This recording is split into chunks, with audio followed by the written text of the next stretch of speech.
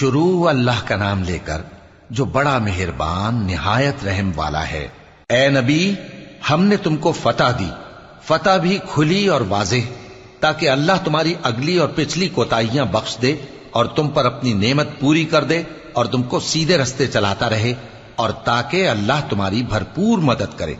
وہی تو ہے جس نے مومنوں کے دلوں پر تسکین نازل فرمائی تاکہ ان کے ایمان کے ساتھ اور ایمان بڑھے، اور آسمانوں اور زمین کے لشکر سب اللہ ہی کے ہیں، اور اللہ جاننے والا ہے، حکمت والا ہے۔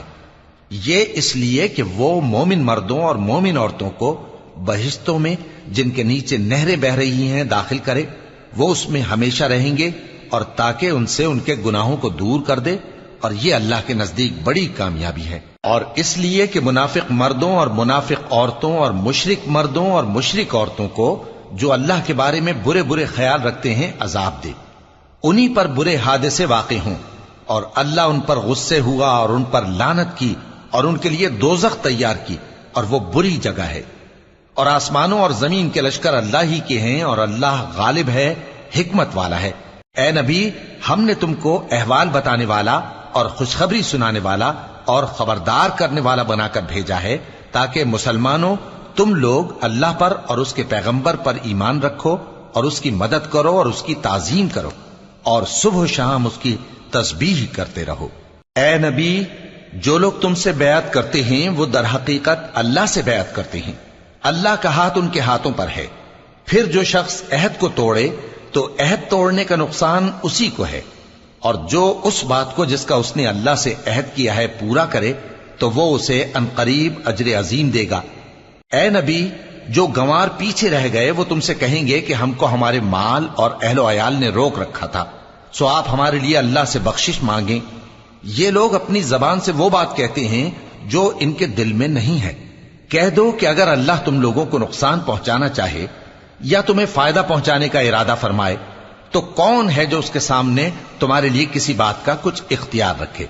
کوئی نہیں، بلکہ جو کچھ تم کرتے ہو اللہ اس سے واقف ہے۔ بات یہ ہے کہ تم لوگ یہ سمجھ بیٹھے تھے کہ پیغمبر اور مومن اپنے اہل و عیال میں کبھی لوٹ کر آنے ہی کے نہیں، اور یہی بات تمہارے دلوں کو اچھی معلوم ہوئی اور اسی وجہ سے تم نے برے برے خیال کیے، اور آخر کار تم ہلاکت میں پڑ گئے۔ اور جو شخص اللہ پر اور اس کے پیغمبر پر ایمان نہ لائے تو ہم نے ایسے کافروں کے لیے آگ تیار کر رکھی ہے، اور آسمانوں اور زمین کی حکومت اللہ ہی کی ہے، وہ جسے چاہے بخشے اور جسے چاہے سزا دے، اور اللہ بخشنے والا ہے، مہربان ہے۔ جب تم لوگ مال غنیمت لینے چلو گے تو جو لوگ پیچھے رہ گئے تھے وہ کہیں گے ہمیں بھی اجازت دیجئے کہ آپ کے ساتھ چلیں، یہ چاہتے ہیں کہ اللہ کے قول کو بدل دیں۔ کہہ دو کہ تم ہرگز ہمارے ساتھ نہیں چل سکتے، اسی طرح اللہ نے پہلے سے فرما دیا ہے۔ پھر کہیں گے نہیں، تم تو ہم سے حسد کرتے ہو۔ بات یہ ہے کہ یہ لوگ سمجھتے ہی نہیں مگر بہت کم۔ اے نبی، جو گنوار پیچھے رہ گئے تھے ان سے کہہ دو کہ تم جلد ایک سخت جنگجو قوم کے ساتھ جنگ کے لیے بلائے جاؤ گے، ان سے تم یا تو جنگ کرتے رہو گے یا وہ ہار مان لیں گے۔ اگر تم حکم مانو گے تو اللہ تم کو اچھا بدلہ دے گا، اور اگر منہ پھیر لو گے جیسے پہلی دفعہ پھیرا تھا تو وہ تم کو بڑی تکلیف کی سزا دے گا۔ نہ تو اندھے پر سختی ہے سفر جنگ سے پیچھے رہ جانے میں، اور نہ لنگڑے پر اور نہ بیمار پر سختی ہے۔ اور جو شخص اللہ اور اس کے پیغمبر کے فرمان پر چلے گا اللہ اس کو بہشتوں میں داخل کرے گا جن کے نیچے نہریں بہ رہی ہیں، اور جو روگردانی کرے گا وہ اسے دردناک عذاب دے گا۔ اے پیغمبر، جب مومن تم سے اس درخت کے نیچے بیعت کر رہے تھے تو اللہ ان سے خوش ہوا، اور جو صدق و خلوص ان کے دلوں میں تھا وہ اس نے معلوم کر لیا تو ان پر تسکین نازل فرمائی اور انہیں جلد فتح عنایت کی، اور بہت سی غنیمتیں وہ آئندہ بھی حاصل کریں گے، اور اللہ غالب ہے، حکمت والا ہے۔ اللہ نے تم سے بہت سی غنیمتوں کا وعدہ فرمایا ہے کہ تم ان کو حاصل کرو گے، پھر اس نے یہ غنیمت تمہیں جلدی سے دلوا دی اور لوگوں کے ہاتھ تم سے روک دیے۔ غرض یہ تھی کہ یہ مومنوں کے لیے اللہ کی قدرت کا نمونہ بن جائے اور وہ تم کو سیدھے رستے پر چلائے، اور کچھ اور غنیمتیں دے گا جن پر تم قدرت نہیں رکھتے، اور وہ اللہ ہی کی قدرت میں ہیں، اور اللہ ہر چیز پر قادر ہے۔ اور اگر تم سے کافر لڑتے تو وہ پیٹ پھیر کر بھاگ جاتے، پھر وہ کسی کو نہ دوست پاتے اور نہ مددگار۔ یہی اللہ کی عادت ہے جو پہلے سے چلی آتی ہے، اور تم اللہ کی عادت میں کبھی تبدیلی نہ پاؤ گے۔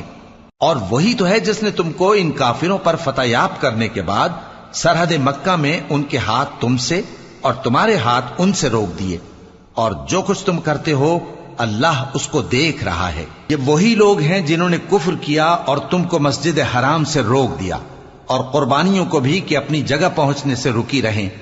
اور اگر ایسے مسلمان مرد اور مسلمان عورتیں نہ ہوتی جن کو تم جانتے نہ تھے کہ اگر تم ان کو پامال کر دیتے تو تم کو ان کی طرف سے بے خبری میں نقصان پہنچ جاتا، تو بھی تمہارے ہاتھ فتح رہتی، مگر تاخیر اس لیے ہوئی کہ اللہ اپنی رحمت میں جس کو چاہے داخل کر لے۔ اور اگر دونوں فریق الگ الگ ہو جاتے تو جو ان میں کافر تھے ان کو ہم دکھ دینے والا عذاب دیتے۔ جب کافروں نے اپنے دلوں میں ضد کی، اور ضد بھی جاہلیت کی، تو اللہ نے اپنے پیغمبر اور مومنوں پر اپنی طرف سے تسکین نازل فرمائی اور ان کو پرہیزگاری کی بات پر قائم رکھا، اور وہ اسی کے مستحق اور اہل تھے، اور اللہ ہر چیز سے خبردار ہے۔ بے شک اللہ نے اپنے پیغمبر کو سچا اور صحیح خواب دکھایا تھا کہ تم انشاءاللہ مسجد حرام میں اپنے سر منڈوا کر یا اپنے بال ترشوا کر امن و امان سے داخل ہوگے اور کسی طرح کا خوف نہ کرو گے۔ جو بات تم نہیں جانتے تھے اللہ کو معلوم تھی، سو اس نے اس سے پہلے ہی جلد ایک فتح عطا فرمائی۔ وہی تو ہے جس نے اپنے پیغمبر کو ہدایت کی کتاب اور دین حق دے کر بھیجا تاکہ اس کو تمام دینوں پر غالب کرے، اور حق ثابت کرنے کے لیے اللہ ہی کافی ہے۔ محمد صلی اللہ علیہ وآلہ وسلم اللہ کے پیغمبر ہیں، اور جو لوگ ان کے ساتھ ہیں وہ کافروں کے مقابلے میں تو سخت ہیں اور آپس میں رحم دل۔ اے دیکھنے والے، تو ان کو دیکھتا ہے کہ اللہ کے آگے جھکے ہوئے سر بسجود ہیں اور اللہ کا فضل اور اس کی خوشنودی طلب کر رہے ہیں۔ کثرت سجود کے اثر سے ان کی پیشانیوں پر نشان پڑے ہوئے ہیں۔